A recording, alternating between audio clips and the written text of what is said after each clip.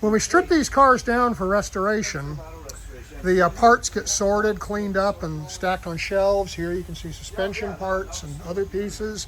Here is the interior of the Jensen Interceptor, and we talked in the other video about determining what color it was originally, and the disassembly has revealed some clues to Rick and I. Here, you can just show what we have. Interestingly, this would have been Connolly leather, and we're seeing signs in here of this is a back seat. This is the back seat. Yep.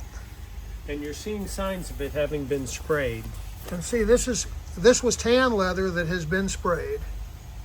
And this seems to be original Connolly. Connolly was always a dyed this leather, is an original not a vat. this is an original fiberglass seat backing. So we're seeing signs of it being natural leather that would have had a color put on it, and that was how Connolly did. Let's just show one other thing here. If we peel this back and look at this, see the. Can we get in on that? See the thickness of that leather. This is probably twice the thickness of leather in a modern car, and then you can feel it. You know, if you take this, you can feel the thickness of it. And that's one thing that sets the leather apart in cars of the 60s, 70s, and even earlier. The leather is thicker and thicker the farther back you go in time. And in the proper cars, in the English cars that we're doing, in the Italian cars that we're doing, we're using the proper hides. In the Campson, we bought Connolly hides that were made from the Connolly Volmol and the other Connolly stuff.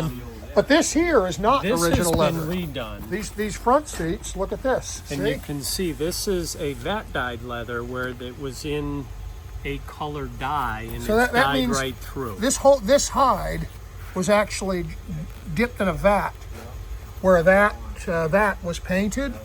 And if we look at this, it is hard to depict in this video, but this is a slightly thinner hide. It is. So this is a newer piece of leather, and we'll be redoing the car, whatever color we end up with the correct, thicker original English leather. So just an interesting little detail.